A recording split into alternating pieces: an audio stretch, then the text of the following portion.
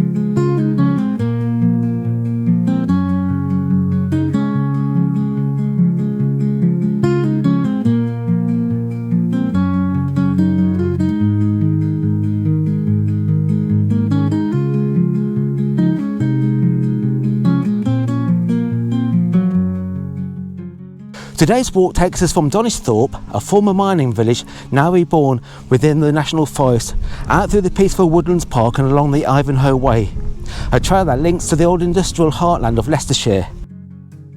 We're now walking through Donisthorpe Woodland Park and Ivanhoe Way. Once the site of a colliery, Donisthorpe Woodland Park is now a landscape of rebirth. Trees where chimneys once stood, winding paths where miners once worked, will join the Ivanhoe Way, a long distance trail linking the old mining village of this part of the Leicestershire. It's a gentle scenic stretch, perfect for storytelling, where you can still sense the ghost of industry beneath the roots of the young forest.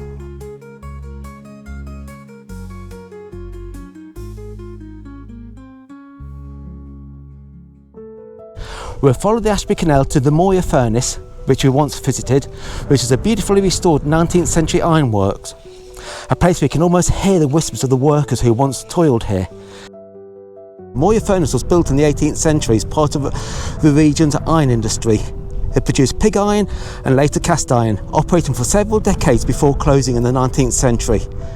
Today the remains of the furnace offers a glimpse into the early industrial methods and the communities that depended on the area and on it. Next you're going to pass through the Lockhart Woods and Stanley Plantation, quiet stretches of the reclaimed nature that once echoed with the sounds of the Ashby and the Nuneaton Joint Railway. So here's the old war memorial. We're going to carry on down Shorteeth Road, under this bridge, and Donisthorpe Road is on the left hand side. That's the disused train line just up there, the Ashby to Nuneaton Heritage Trail. I went along there last time with Henry, but we're going to go just past it. We can see those cars turning left. We're going to be heading down there for a little while. So we're now coming to Donisthorpe Road. We turn left down here. Watch out that you don't get knocked over by a car. And we'll follow down here for about half a mile. But luckily, there's a footpath to the other side if we can get over. We're now on the green, just near a school or care area. And in a minute we're going to turn right. Can't really see a lot because the sun's in my eyes. But we're turning right in a minute. That was a steeper hill than I expected. Once you've gone up New Street, it gets onto Hill Street, then you turn right down Seal Road, and down here should be a footpath somewhere that I'm sure we'll find. Then at the end of Seal Road, you'll see a public footpath sign. Turn left down here, and this takes you out for the first time today into the fields. So just go through this gate and head over there somewhere. So you go up another hill, past Seal Pastures Plantation, where all the sheep are. And eventually you'll come to the top of the hill. I didn't realise it was going to be that hilly up here, and you go through a gate just up here and through, I think that's Corn on the Cob. There's the Easley signpost. Oh, there's a pheasant. 2 pheasants just in front, Mum. I wonder if there's going to be any children in this corn. I know I say this joke every single time, but you never know. One day they're going to come out and grab us. Well, they don't actually know what to do once they've grabbed you, but probably grab us in there and that's it. We came to one of these fields. I'm not too sure whether it's weeds or what, but my mum reckons it's cabbages, so we're going to walk around the edge, which isn't a big deal really, but we'll show some respect to the farmers. Once you've gone across the fields, we then come out onto Acresford Road and we head down towards wherever that is over there. I'll have a look in a minute, but we cross over Acresford Road and there's a conveniently placed footpath along a hill cycle path, and just head down here for about not even a quarter of a mile and we pick up the path further down here. So just here you can see the public footpath sign, and hopefully, well, you can actually see where we go down just along there. So we've got to get down here. Hopefully there's going to be some steps or something. Actually, it's quite easy. So, so straight down here, and it looks like they've gone down on a quad bike to mark the path. As you can see, this footpath is, well, this path is very clearly defined by the farmer. He's got all new crops around here. So it's nice that the farmer's made it easy for us to walk across. Once you've gone across the field, you cross over Measham Road, turn right and you'll see a yellow way marker. You turn left there, so you're basically heading to Netherseal, but you're only on this road for literally a minute, and you'll see the sign and you turn left there. So once you're on Measham Road, head down towards Netherseal, well signposted, and you'll see another way marker there.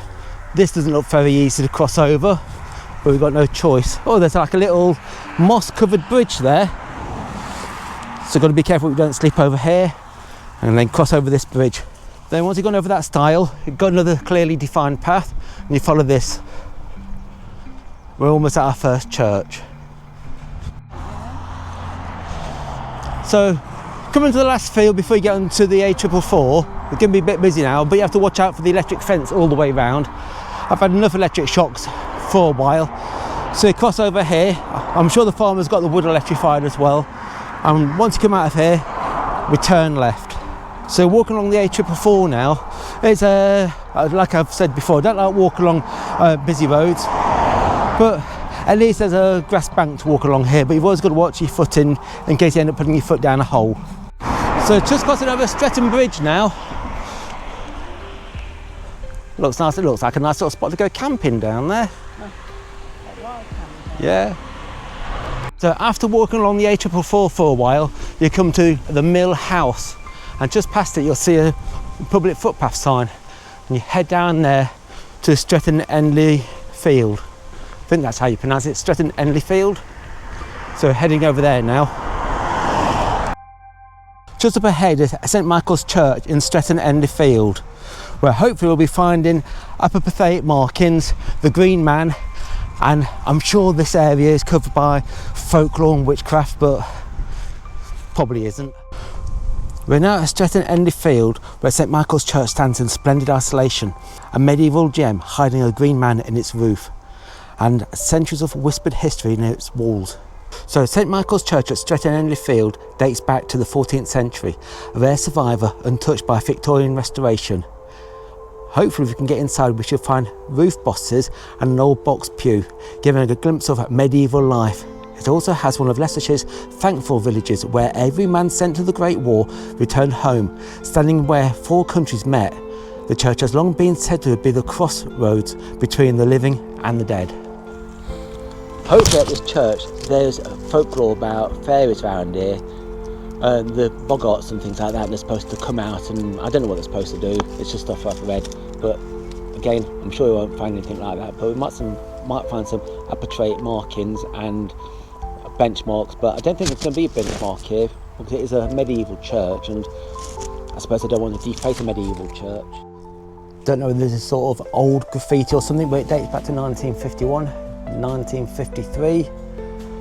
I'm sure there's stories behind all these. But let's see if we can find any Apotropaic markings.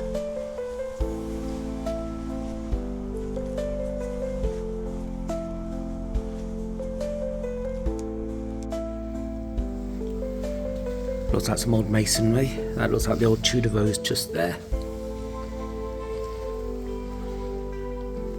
But this place definitely is, it smells, suffers from damp, dry rot up there. Supposed to be the Green Man round here somewhere. Whether they actually find it or not. No stained glass windows. Not often you see the old Bible kicking about. So the person who read this had to be tall.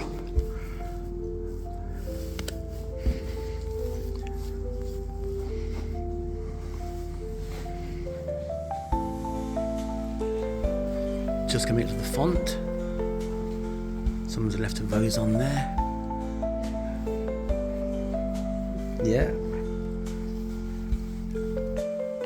This is interesting.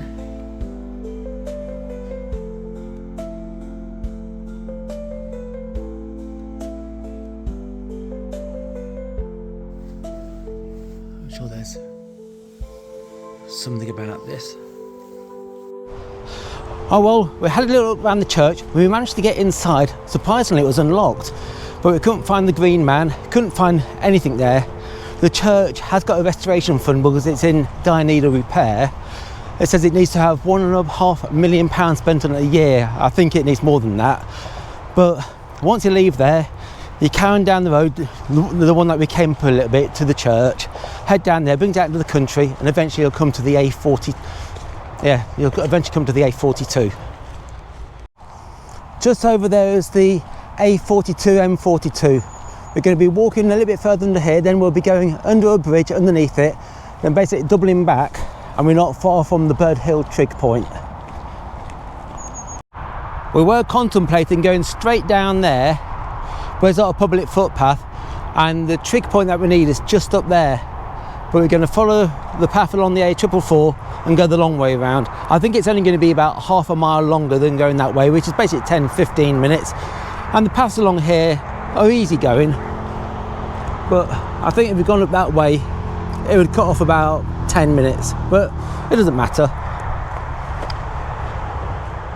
A bit hard to see anything, but we've got to turn across the field in a minute, but I can't see any defined paths along there. But we head over to that hedge and follow the hedge round, but we really can't see a thing. Probably in hindsight it might have been better to go across the fields where we shouldn't have gone, but the path is here somewhere. I'm going to say it's there, so we've got to cross over here. We couldn't actually find the footpath along there, so we're just doing the decent thing and walking around the edge of the field. Hopefully we can get through further down here. If not, it's just going to be a slight diversion, but at least we're walking away from the noise of the A42, which does go through you after a while. That was hard work. We couldn't find the footpath that took us through the hedge. Everywhere was a ditch. We're going around all the fields. If you looked at me GPS, everywhere that you wanted to go to, there's ditches, barbed wire, no electric fences, which is a miracle. But it was a bit of a struggle to get out of those fields. But now we're on Measham Road and not far from the Bird Hill Trig point. Now I'm off the Measham Road and I'm now heading to the Bird Hill Trig point. I tried this one a few months ago and failed because of the crops. So I'm going to give it another go now. Hopefully it's not too far up here. It's nice to see that all the crops been sown. Sorry, all the crops been harvested. And hopefully I should see the benchmark very shortly. So it'd be nice to tick this one off. Can't remember which one it is in the book, but it was my 30th one, and I'm now on, this would be my 44th walk so far, so it's 14 walks ago. So basically, I don't do a walk each week, but 14 or 15 weeks ago. So I should see it very shortly. Well, this is my 44th trig walk, and I've got to my 30th trig point. The first one was a bit of a failure, but I decided to take a different walk this time, and I've made it to the Bird Hill Trig point. This time I actually got to it. As you can see, the spider's intact, it's in good condition. I've got the plate, which is S2257. Apart from the warehousing over there, it's a nice view around here. In fact, it's a lovely view. You can see the church way over there. Don't know whether you can see it. I'll do something. Just there's the church. Unfortunately, we struggled getting over here because we couldn't, well, we struggled over all the ditches. There's my mum way over there near that house. I knew they had to keep in line with their old wind turbine, but we've got to head down there now, along where those houses are, and then we'll be back. I enjoy seeing these benchmarks, I enjoy seeing these trig points, because it's like a nod to when Britain was great and how they used simple trigonometry to map England. I know that they use GPS now, but I personally think that these monuments to British industry and mapping for the Ordnance Survey should have a public access to them, so people can visit them and remember, you know, basically how England was mapped during the 1930s. I think it's important people should remember all that. I made a mistake. I mentioned this was Measham Road, it's Tamworth Road. So you head down Tamworth Road to Measham. We'll eventually get to the Ashby and Nuneaton Heritage Line, and we'll pick that up all the way back to Donisthorpe. So we should be back in about 2 miles, definitely no more than 3. I'm going to put my money on 2 miles from here. Right, so far we've done 8 miles, just done 8 miles. So there's no surprise if it's going to be 10. My mum won't mind doing 10 miles though. Oh, well, we're walking past the Westminster Industrial Estate, which last time we went on this walk, we came through there. It's not the most sightseeing of routes. It's just got like a car auction and hundreds of cars all around there. So it's nice now. I've actually done this walk before and I know a better route. So it's just going to be walking down here towards Measham. So we're now, I keep mentioning the wrong names, but this is the Ashby Wolds Heritage Trail.